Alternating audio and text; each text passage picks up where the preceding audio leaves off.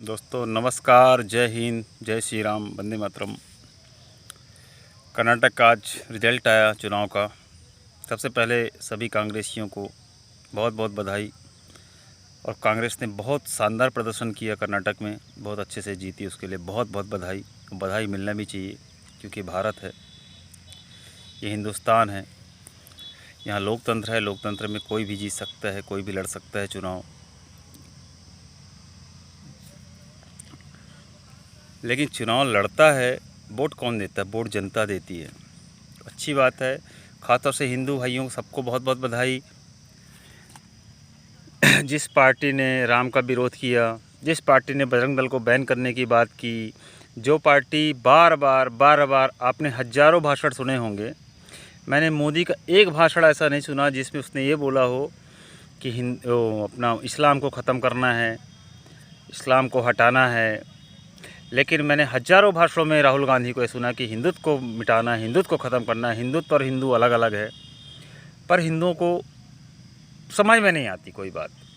उनकी गलती नहीं, ये जेनेटिक प्रॉब्लम है, ये आज से नहीं, ये इतिहास से चला आ रहा है। ये इतिहास से चला आ रहा है क्योंकि हमको इतिहास ही ये बताया गया कि भाई वो चरखा चला के आज़ादी आई है भारत में। यदि गांधी जी चरखा ना चलाते तो देश आज़ाद ना होता। क्योंकि नेहरू जी डिनर करते थे एडमिना के साथ, आज़ादी तो आना ही था देश में। सुभाष चंद्र जी पागल थे, इतनी बड़ी फौज, भूखा रह के फौज लड़ती थी, उसका कहीं जिक्र नहीं इतिहास में। सुभाष चंद्र की मौत कैसे हो गई, कहाँ चले गए, किसी को आज तक पता नहीं है। लेकिन गांधी बापू हर नोट पे है। क्यों? क्योंकि गांधी ने सपोर्ट किया नेहरू का।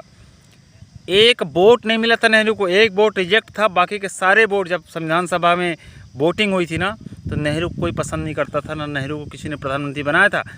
सारे वोट सरदार वल्लभ भाई पटेल के पक्ष में गए थे। ये गांधी परिवार तो है ही नहीं, ये नेहरू परिवार, नेहरू खानदान, इसने गांधी को हीरो इसलिए बनाया कि वाह तूने क्या चमत्कार कर दिया, तूने बूढ़े आदमी क्या चमत्कार कर दिया। जिसको एक वोट नहीं मिला उसको सरकार दिला दी, उसको मंत्री, प्रधानमंत्री बना दिया देश का। और उसके बाद प्रधानमंत्री के बाद देश में क्या क्या घटा। 370 लगी देश में। बंटवारा तो पहले ही हो चुका था, बंटवारा हुआ और धर्म के नाम पे हुआ। जब धर्म के नाम पे हुआ, तुमने अपनी हिस्सा ले लिया, अपनी हिस्सेदारी ले ली जगह, तुम्हारा इस्लामिक कंट्री बन गया, तो भारत में क्या रह गया तुम्हारा? लेकिन नहीं, पॉलिसी, बॉस पॉलिसी। क्यों? कि गद्दारी और नमक हरामी वहीं से चालू हो गई थी, जब एक वोट न मिलने के बाद भी तुम प्रधानमंत्री बन गए थे। ये गद्दारी का सिलसिला वहीं से चालू हुआ। अब तुमको उनकी भक्ति पूजा तो करना पड़ेगा जिन गद्दारों ने तुम्हारा साथ दिया। तो धारा 370, वक्फ board, personal law board, Hindu marriage act, Hindu code bill, ठीक है, और धार्मिक बिल कि हम अपने धर्म की शिक्षा नहीं दे सकते, बाकी हर धर्म दे सकता है। हिंदू अपने धर्म की शिक्षा बच्चों को नहीं दे सकता। ये सारी चीज़ें लाने के बाद 91 का एक्ट कि तुम्हारे मंदिर जिसने तोड़ दिए तो तोड़ दिए, तुम आवाज़ मत उठाना, उसके बारे में कोई बात नहीं होगी। ये सारी चीज़ें चलती रही। रामलला हमारे टेंट में पड़े रहे सैकड़ों साल, किसी को कोई दर्द नहीं हुआ, कोई तकलीफ़ नहीं हुआ। राम भक्तों पे गोली चलना, गौ माता की रक्षा के लिए जो करपात्री जी महाराज ने किया, इंदिरा गांधी ने उनके साथ क्या किया, कितने संत मरवाए, वो राजनीति है। लेकिन तुम हिंदू ने क्या किया और आज भी तुम क्या कर रहे हो? तुम्हारी जो नई पीढ़ी, नए बच्चे, इनको आप कॉन्वेंट में भेज रहे हो, कॉन्वेंटों में भेज रहे हो, क्रिश्चियनरी स्कूल, मिशनरी स्कूलों में भेज रहे हो। वहाँ से पढ़ के जब निकलते हैं ना, तो उनको आपके रामायण, गीता, भागवत, किसी चीज़ से कोई मतलब नहीं है, क्योंकि उनके लिए वही सही है जो उनको पढ़ाया गया है। इसमें उनकी गलती नहीं है, इसमें गलती तुम जैसों की है। द केरला फाइल्स में एक ही चीज़ बताया गया कि भाई अपने बच्चों को अपनी संस्कृति बताओ, अपनी विरासत बताओ। हर कौम, हर धर्म बताती है, क्रिश्चियन हो, मुस्लिम हो, हर कोई सिखाता है अपने बच्चों को। सिर्फ तुम हिंदू इतने नकारे हो कि तुम कुछ नहीं बताते हो। और सुनो, तुम्हारी तो खैर बात ही छोड़ो, तुम तो वो हो जिसको फ्री पानी बिजली दे दिए जाए तो तुम पाकिस्तान को भी वोट दे दोगे, किसी आतंकवादी को भी वोट दे सकते हो। तो तुम्हारी तो बात करना ही बेकार है। तुम्हारी दुर्गति, दुर्दशा बिल्कुल तय है। और थी भी अभी 2014 तक, और आगे भी होना है।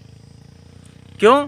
क्योंकि तुमने कभी एक चीज़ सवाल नहीं किया कि भैया जिस रस्सी से गांधी की बकरी बनती थी वो रस्सी आज म्यूजियम में है, देखते हैं लोग, लेकिन जिसमें भगत सिंह सुखदेव जी फांसी पे झूले थे वो रस्सी कहाँ है? तुमने कभी क्वेश्चन ही नहीं किया, क्योंकि तुम्हारी हिम्मत ही नहीं क्वेश्चन करने की। जो क्वेश्चन करते हैं उनका तुम विरोध करते हो। ये लालू का लौंडा अनपढ़ कितना विरोध किया धीरेन्द्र शास्त्री का। क्यों?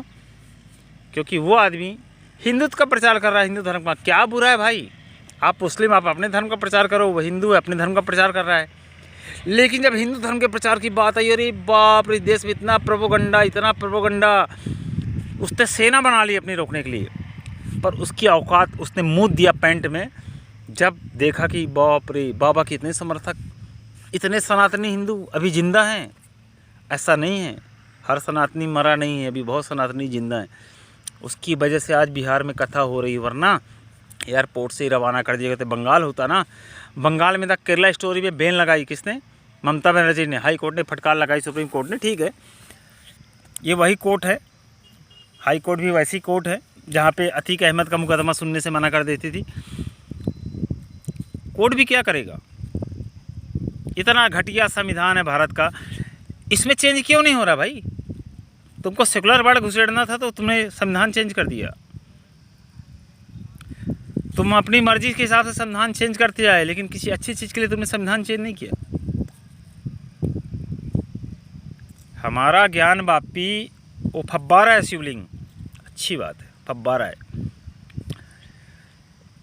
ठीक है। हमको फब्बारा बोलो हमारे शिवलिंग को, तो बोलने का अधिकार है, राइट टू स्पीच है वो। हम यदि पलट के कोई जवाब दे दे तो हम कम्युनल हैं, हम भाईचारा ख़त्म कर रहे हैं। ये भाईचारा है देश में, यही भाईचारा है। लेकिन तुमको हिंदुओं को कभी अकल नहीं आएगी, कसम से नहीं आएगी, और ना आए भगवान करे। अभी तो 2014 से चलो शासन बदला, ठीक है, सरकार आई दूसरी। मैं किसी मुस्लिम के ख़िलाफ़ नहीं हूँ। मुस्लिम में जो उलामा मुलामा जो होते हैं ना, मौलाना, ये ऐसा जहर बोते हैं, ऐसा दिमाग में डालते हैं कि बस यही सही है, बाकी दुनिया गलत है। इस चीज़ का मैं विरोध करता हूँ। भैया वही सही नहीं है।